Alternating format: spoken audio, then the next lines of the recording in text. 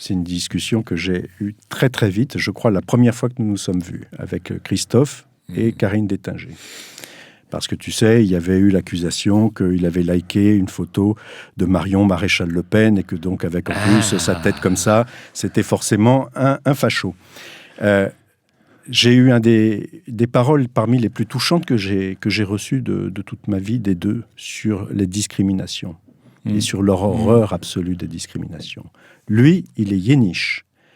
Enfant, il ne pouvait pas recevoir chez lui les petits camarades de l'école.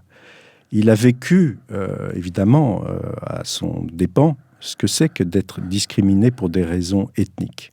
Et donc le racisme, il a horreur de ça. Il est tout à fait connaissant que les Yéniches, l'histoire des Yéniches a quelque chose à voir avec l'histoire de tous les parias de l'Europe, à travers l'histoire, je le raconte dans le livre, et notamment les Juifs. Et que pour lui, avoir un cousinage avec les Juifs est un honneur.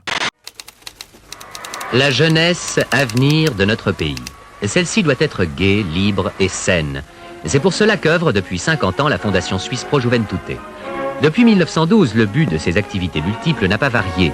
Que nos enfants soient heureux. 1926. Pro Juventute lance son opération Enfants de la Grande Route, à l'instigation du Conseil fédéral.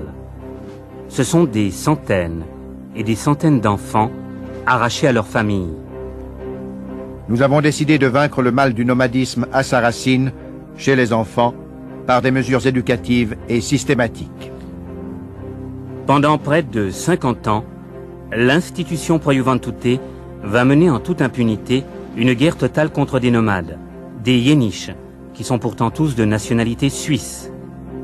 Une opération anti-nomade qui va durer jusqu'en 1973. Charlotte est née il y a 50 ans dans une roulotte de parents Yéniches. Elle a été arrachée à sa mère à l'âge de 2 ans sur ordre de Pro Juventute. Quand ma mère était enceinte de moi, la Pro Juventute l'a mis en prison à Bellechasse.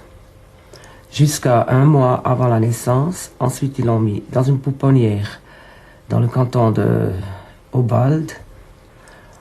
Et 1 mois après ma naissance, ils y ont coupé le lait pour la remettre le plus vite possible en prison.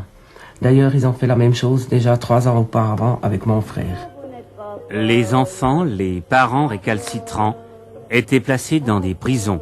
Mais la Pro Juventute avait recours comme moyen de répression ultime à l'internement psychiatrique. Mariella Mère, écrivain yéniche. Voici le docteur Fontana, Bénédicte Fontana, directeur de la clinique Waldhaus, encore à l'heure actuelle.